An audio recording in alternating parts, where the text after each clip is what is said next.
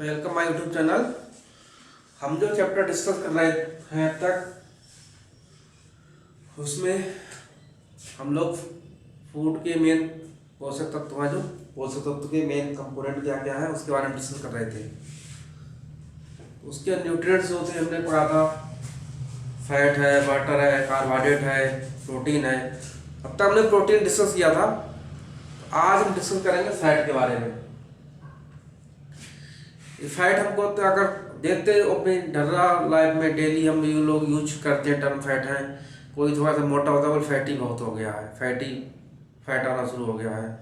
तो ये जो फैट होता गया है, ये जो फैट होता है चिकनाई वाली जो चीज़ें होती हैं हम खाते हैं वो सब फैट होती है।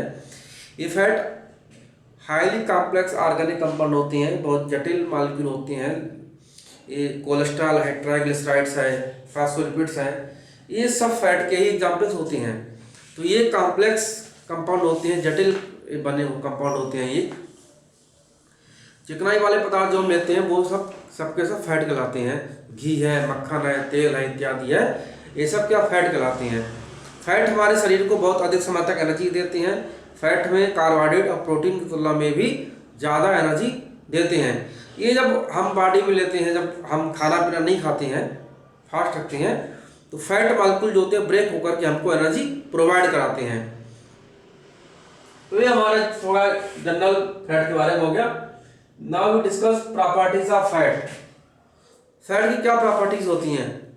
अब फैट हम देखते हैं चिकनी होती है, जैसे घी है, तेल, सब क्या चिकने होते हैं। तो ये सब चिकने होते हैं। और हम देखते हैं अधिकतर तरल होते हैं, लिक्विड स्टेट में होते हैं। केवल नारियल का तेल जो है वो ठंडक में सॉलिड स्टेट में जाता है, और ये हम देखते हैं, इस तरह से देखते हैं। अब बात करें इनकी सॉलिबिलिटी, यदि बात करते हैं तो हम देखते हैं कि अगर सरसों तेल है या मूंगफली का तेल है या तिल का तेल है, इन सबको यदि पानी में घोलते हैं तो ये नहीं घुलते हैं। ये कहावत है कि लाइक डिजॉल्व लाइक, जैसे हम जनरली हिंदी में कहते हैं कि लोहे को लोहा काटता है, तो ऐसे ही केमिस्ट्री में सॉलिबिलिटी के बेस के लिए बात कही, कोटेशन बड़ा इंपॉर्टेंट है। कहा जाता है कि लाइक डिजॉल्व लाइक, जैसे को तैसा घोलेगा। तो फैट होता है, ऑर्गेनिक कंपाउंड होता है। तो फैट जो होता है वो organic solvent like ether and alcohol, इनमें ही सॉल्युबल होता है। पेट्रोलियम भी हो, पेट्रोलियम है, ईथर है, अल्कोहल है, ये सब क्या है, सब ऑर्गेनिक कंपाउंड होते हैं। तो फैट हमारा इन्हीं कंपाउंड में सॉल्युबल होता है। वाटर क्या इनऑर्गेनिक होता है, इसलिए वाटर में सॉल्युबल फैट नहीं होता है। ये रही फैट की बात। फैट जो होते हैं वो अधिकतर, अगर इनको हम सैचुरेट कर देते हैं, अनसैचुरेट करते हैं, तो इनमें प्रोसेस हो जाता है आइलैंड फैट। ये रूम टेम्परेचर पे सॉलिड स्टेट में होते हैं, लिक्विड स्टेट में पाए जाते हैं।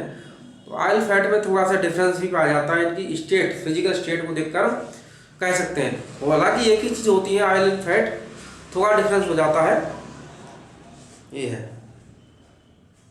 लेकिन जब हम इनको आयल जितने होते हैं, अगर हम आयल्स का कराते हैं, रिडक्शन कराते हैं, निकेल और हाइड्रोजन की प्रेजेंस में इनका रिडक्शन कराते हैं, तो ये सब के सब वनस्पति घी में कन्वर्ट हो जाते हैं। जैसे हम रिएक्शन में होती है वेजिटेबल ऑयल,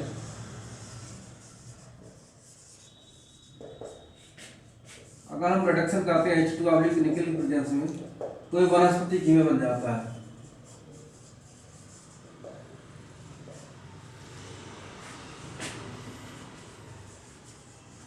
इस तरह तो सॉलिडिफाई हो जाता है। तो जो फैट होता है इसका हमारे लाइफ में बहुत ही इंपॉर्टेंट रोल प्ले करता है। ये हमको एनर्जी प्रोवाइड कराता है। अगर ज़्यादा फैट लेते हैं हम, तो ये हमारे शरीर के लिए हानिकारक भी हो जाता है। फैट जो होता है, विटामिन होती हैं, कुछ विटामिन फैट में सॉल्युबल होती हैं, कुछ वाटर सॉल्युबल होती हैं। तो विटामिन जो होती है हमारी बी एंड सी, तो वाटर सॉल्युबल होती हैं, लेकिन फैट सॉल्युबल विटामिन होती हैं। विटामिन बी सी का ए डी ई के, ये हमारी विटामिन ए डी और ई के होती हैं, ये हमारी फैट में सॉल्युबल हो जाती हैं। विटामिन ए डी ई के आर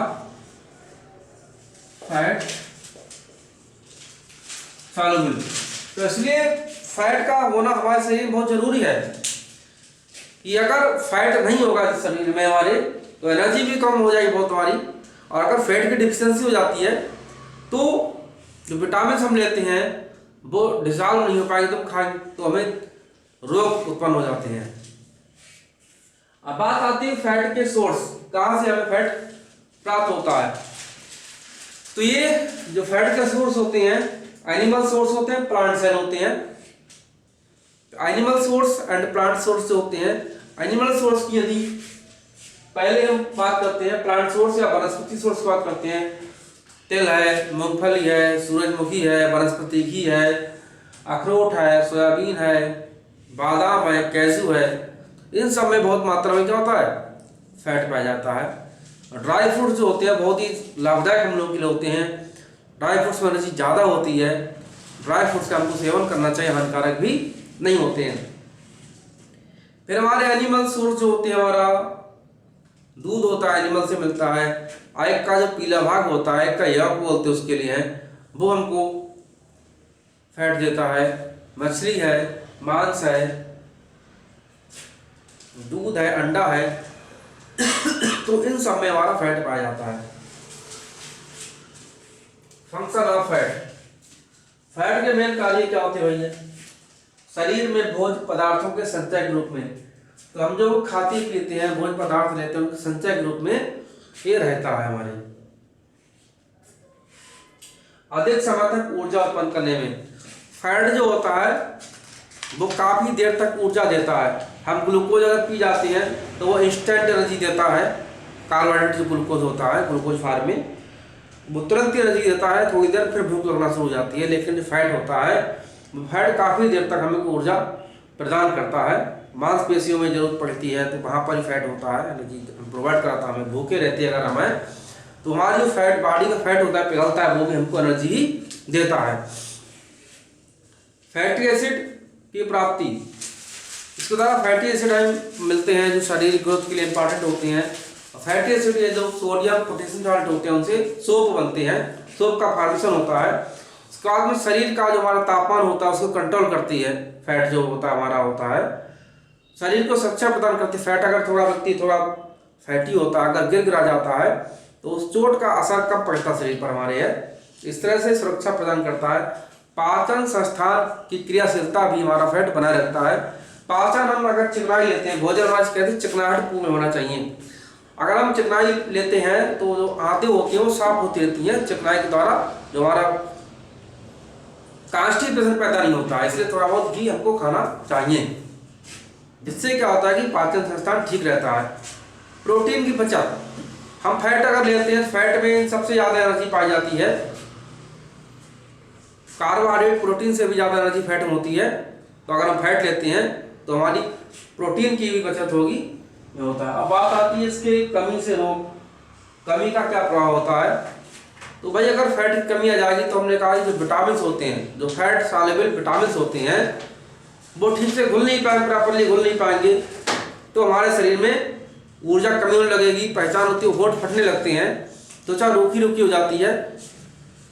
इसलिए ठंडक में क्या होता है कि हम लोग वैक्सीन का यूज, उसका वैसलीन का यूज करते हैं हम लोग हैं, वैक्स का यूज कर लेते हैं हम लोग हैं, ऑयलिंग तेल लगाते हैं, क्रीम लगाते हैं, कोल्ड क्रीम अलग से आती है इसीलिए, तो ये सब चीज़ें होती हैं। वसा की अधिकता, अगर फैट की अधिकता हो गई तब भी उससे प्रॉब्लम होती है। तो हमारे कोलेस्ट्रॉल जो होता है, हमारी जो हार्ट होता है उसमें ब्लॉकेज हो हार्ट में फेलियर हो जाता है, जो आर्टिकल्स होती हैं वो ब्लॉकेज हो जाती है, तो हृदयाघात हो जाता है।